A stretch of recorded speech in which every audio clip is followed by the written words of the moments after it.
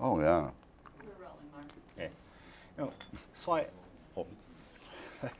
Actor choose. You know, Yes, Mark. okay. Every actor has their pet project they want to do. Warren Beatty, I guess, wants to do a piece on Howard Hughes, a movie. You and Edgar Allan Poe, what's the fascination there? Well, with Poe, it's become kind of a quest because he was the father of really like the action, gothic, terror. Half the things we find extraordinarily interesting today in cinema, he was there. He was a breakaway fellow who died in obscurity and had this extremely dramatic life. It's not an up story by any means, but it's certainly one that should have been made, and they've made them about every author. Back in the old days, they made Mark Twain, this and that, but never about him. And I thought that if I could ever bring it, but I've just rewritten it.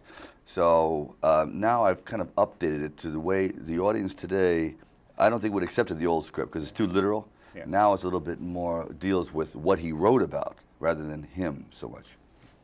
You know, I spent some time in England. You shot movies in different parts of the world.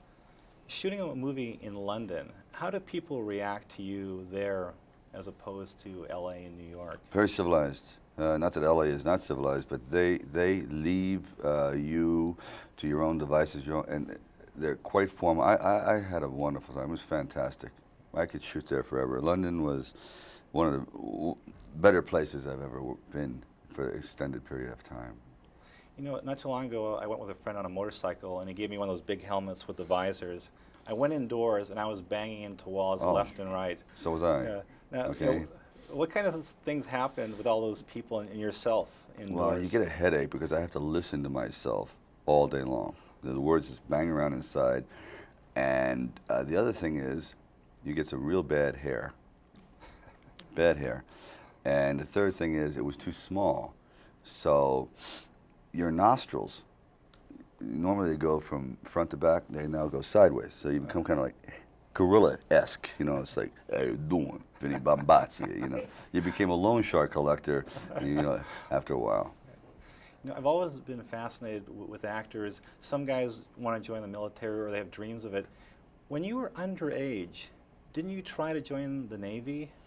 I tried to join the Girl Scouts, actually, very early on, the Bluebirds and the Brownies, rejected by all three for obvious reasons. I wanted to join the military, yeah, when I was about 17.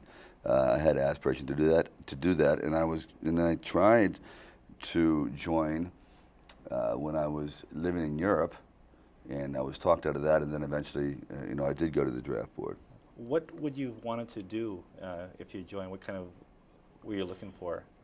I was looking for probably, I would say, upfront action. Really, you know, kind of like the way Rambo was. You know, there's very dramatic parts of the military. I think that would be it.